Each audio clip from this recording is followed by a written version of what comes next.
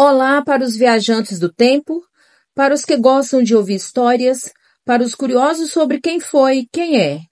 Você está no lugar certo. Através de narrativa, vamos conhecer pessoas do passado bem antigo, de um passado recente e da atualidade. Pessoas que fizeram história e deixaram suas marcas na evolução da humanidade. Entre espadas e tubos de ensaios, entre cavalos e aviões, entre pesquisas e combates, muitos foram os que se destacaram em prol de um povo, de uma nação e de toda a humanidade. Vamos juntos descobrir quem fez história e como fizeram. O nome dela é Joana d'Arc.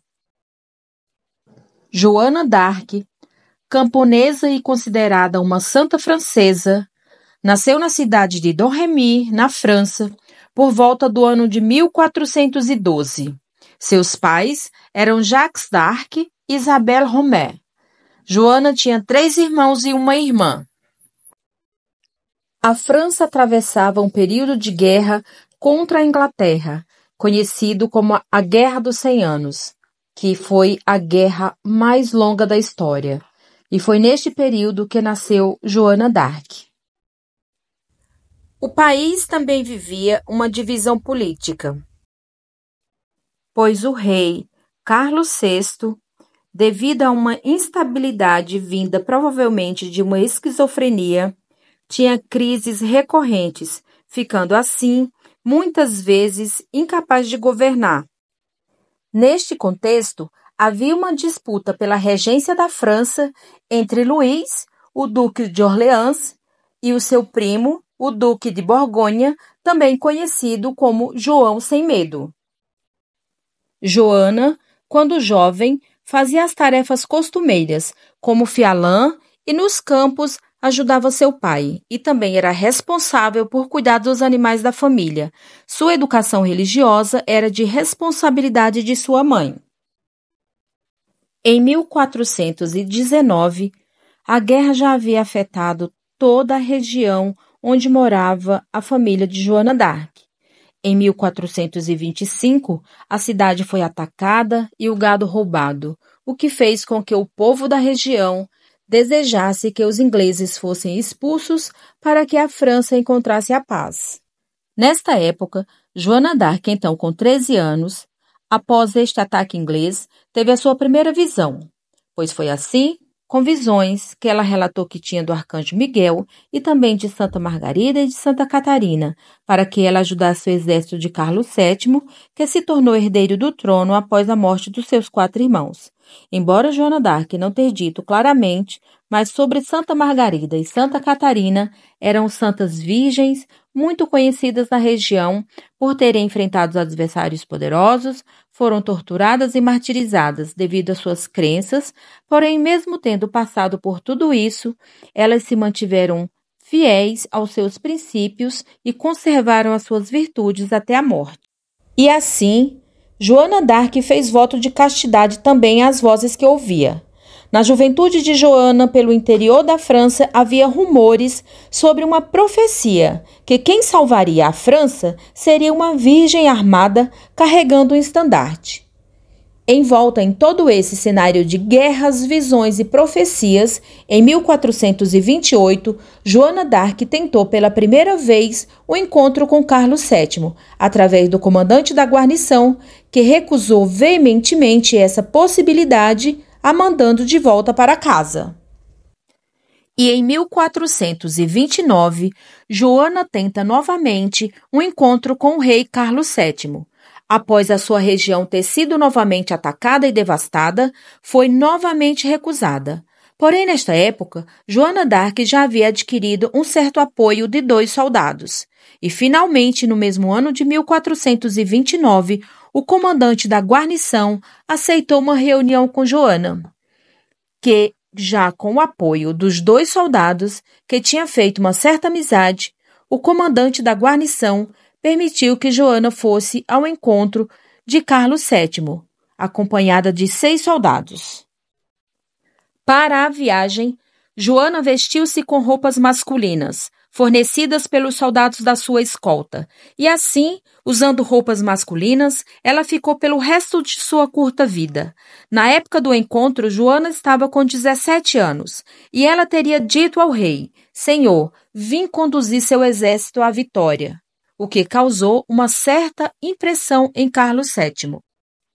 E para confirmar se a sua inspiração era realmente divina, Joana foi enviada para uma assembleia de teólogos e, após examinada, chegaram à conclusão que sim, ela era uma boa pessoa e também uma boa católica, mas com relação à inspiração divina, não chegaram a nenhuma conclusão. Foi também examinada por um grupo de mulheres escolhidas pela sogra de Carlos, Yolanda de Aragão, para confirmarem a sua virgindade. Tudo isso foi feito para confirmar se, de fato, ela era a virgem que salvaria a França, segundo a profecia. Após todas essas confirmações, foi encomendada uma armadura para Joana, e o estandarte foi desenhado por ela própria. A partir deste momento, ela se autodenominou de Joana a Donzela. A personalidade de Joana elevou o ânimo dos soldados, já abatidos e desmoralizados por quase um século de guerra, e por crença de que sua missão era de origem divina, uma guerra por herança tornou-se uma guerra com cunho religioso. Sua primeira incursão como membro do exército foi na cidade de Orleans. Foi recebida na cidade com entusiasmo. A sua figura se tornou símbolo de entusiasmo junto às tropas, abençoava as tropas de Carlos VII e exibia seu estandarte em meio ao campo de batalha. E ao mesmo tempo em que os franceses viam Joana como a enviada de Deus, os ingleses viam na capacidade de uma camponesa derrotar os seus exércitos alguém que estava possuída pelo diabo. Alguns historiadores acreditam que o papel de Joana d'Arc no exército teve uma função mais tática e motivacional, já que muitos acreditavam que ela agia por inspiração divina. Outros acreditam que, de fato, ela esteve nos campos de batalha. O fato é que é atribuída a ela a vitória das seguintes batalhas: o cerco de Orleans, batalhas de Patay e a conquista de Reims. E outras campanhas também foram vencidas sob o comando de Joana d'Arc.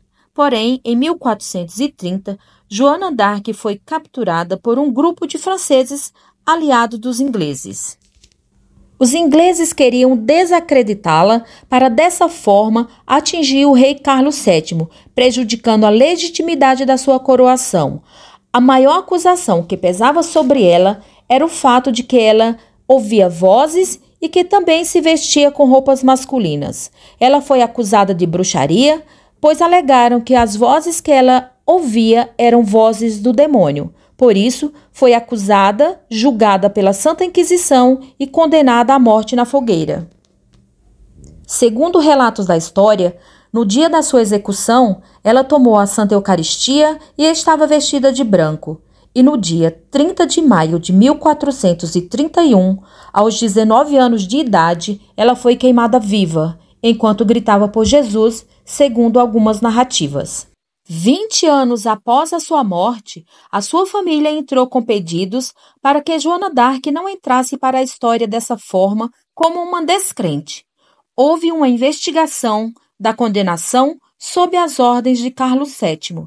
A Igreja Católica também, por ordem do Papa Calixto III, fez um inquérito e entre os anos de 1455 e 1456, a sentença foi anulada. 400 anos depois, no dia 16 de maio de 1920, Joana d'Arc foi canonizada.